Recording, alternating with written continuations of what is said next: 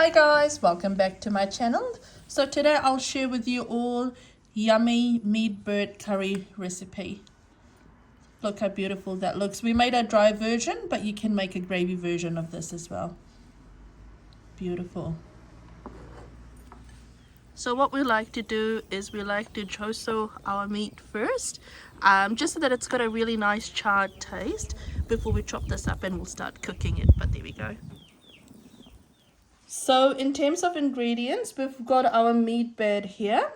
Now what we've done is, you would have seen we've chosoed this, and then we've diced this up. Now what I would suggest with your meat is try and dice it up one size bigger than what you would with your frozen chicken. But that's what we've got here. We've got some oil that we will be using for our cooking. In terms of masala, so I've got 1 teaspoon of hardi here, and I've got 2.5 teaspoons of masala here. What I would suggest is, if you like to have more masala in your meat or more hardi, then add more as well, and this the amount will also vary depending on the quantity you've got. Now in terms of my whole spices, now I always say this is optional, but I would 100% recommend this if you do have access to it, because it does bring out a really good taste in your meat.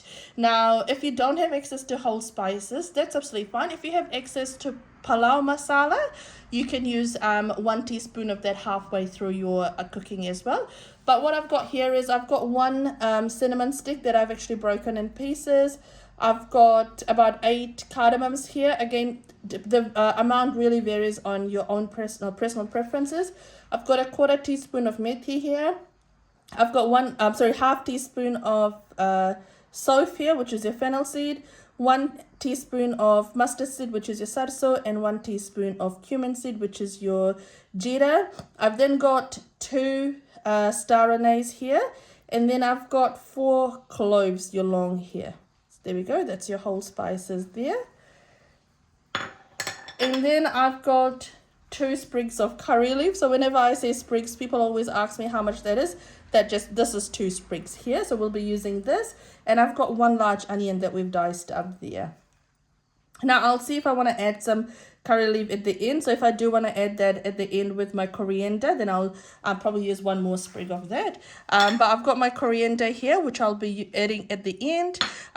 We've also got our aromatics here. So I've got 1 head of garlic.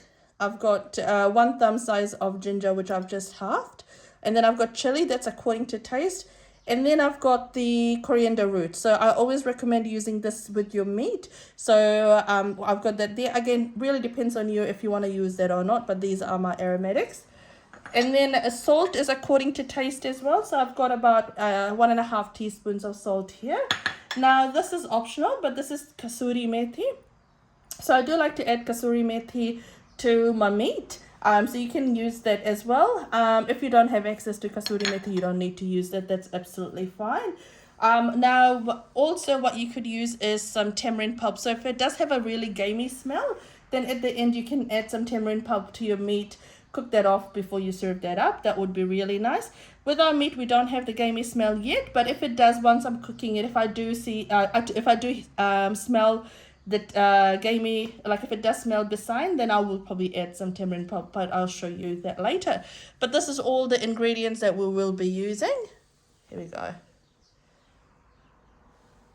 So I have my pan on medium heat. To that I'll add in some oil.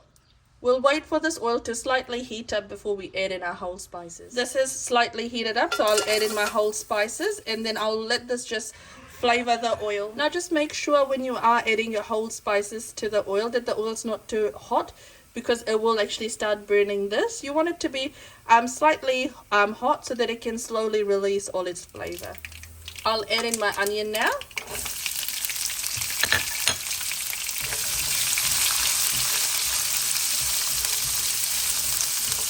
Beautiful. So what we want to do is we want to cook off our onion until it becomes translucent and slightly brown on the side. So just keep coming and checking in on your onion just to see how it's going. So for reference, it's been about 5 minutes, and this is where it's looking at. I'll let this probably cook for another 2 to 3 minutes. It is starting to get translucent and brown on the ends as well. So we'll go 2 more minutes before I add in my curry leaf. That's looking perfect. So I'll add in my curry leaf now as well. There we go.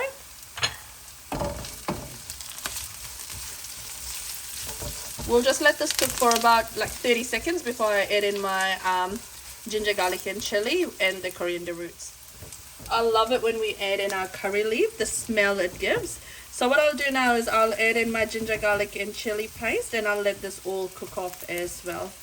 Now just remember, in your kutni or what your mortar and pestle, whatever's remaining, just keep it like that because we'll use that halfway through. So what we'll do now is we'll cook this off until my ginger, garlic and chili are cooked off. We want that raw smell to go away. So this has been frying off for about 4 minutes now. What I'll do is now I'll add in my turmeric and my masala. Now when you add this, and you don't want to burn it off, so if you feel like it is getting a bit dry, if you haven't added a lot of oil, what you can do is you can add some water to help cook this off as well. So there we go. So what I'll do is I'll add in some water at this stage.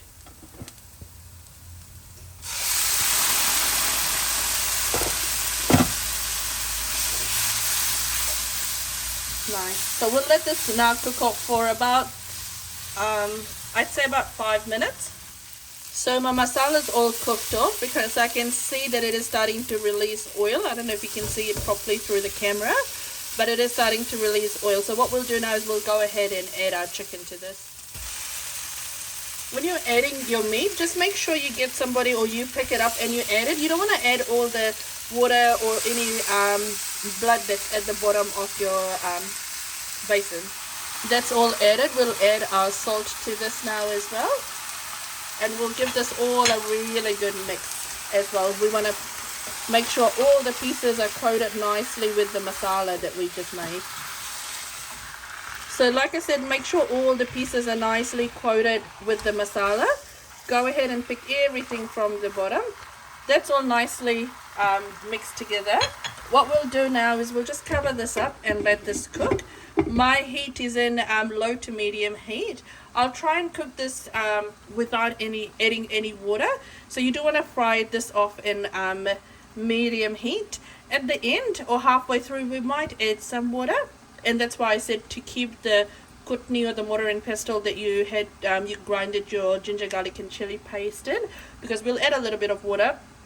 And we'll add this in here. Now I'm making this a dry version. If you do want to have a bit of gravy, then you can add some water to this, but I'll put this in low heat and we'll continue cooking this now. Just make sure you keep going in and checking in on your meat.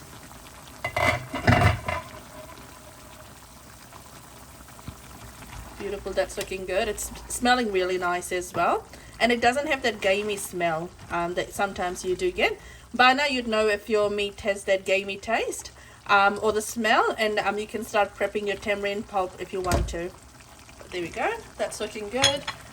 Like I said, I'm cooking this in low heat, and the purpose of it is I want the water that's been released for that to dry out and for this to fry off really nicely. Like I said as well, I am making it a dry version. If you do need some gravy, you can add a little bit of water to this. So my meat has been cooking for about an hour now. You can see that the water has all dried off, and I'm starting to fry this, or what we like to call bhujo this now. So this is a great stage to add any additional hardi masala, or if you haven't used whole spices and you want to add your palau masala, now would be an awesome time to add that. When you do add any additional masala, just make sure you try and fry this off properly as well, so that the flavor is released nicely. So what I'll do now is, like I said, the kutni or the mortar and pestle that we use to grind our ginger, garlic and chili, including the coriander roots, we've added some water to that, so we'll add that to this now. Here we go.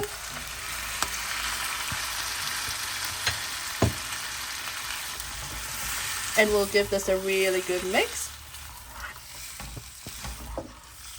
Now, if you are using garlic and ginger out of the jar, maybe try and use probably, I'd say, half a teaspoon of garlic and a 1/4 teaspoon of ginger as well.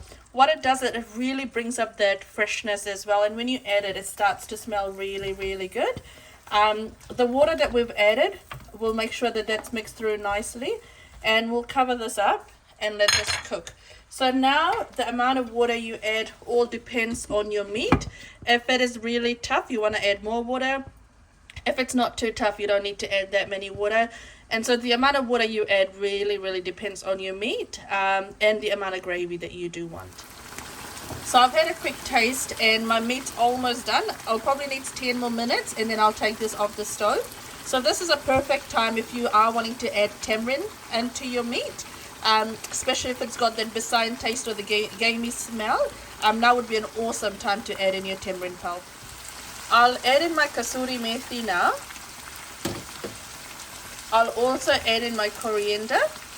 And what I like to do when I add this in is, I know a lot of people will turn off the stove now, but I let this cook for about a minute because I want this flavor to all get in the meat as well.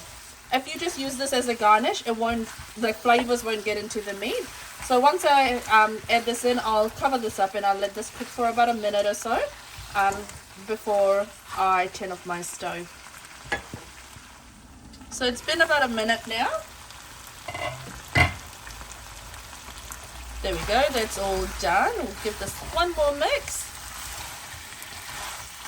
It's all done and it's cooked perfectly as well. I'll give you a close-up of this. Beautiful. Now, like I said, I'm making this a dry version because we'll serve this with some dal. But if you want to add some gravy, you can add gravy to this as well. And do try this recipe at home and let me know how that turns out.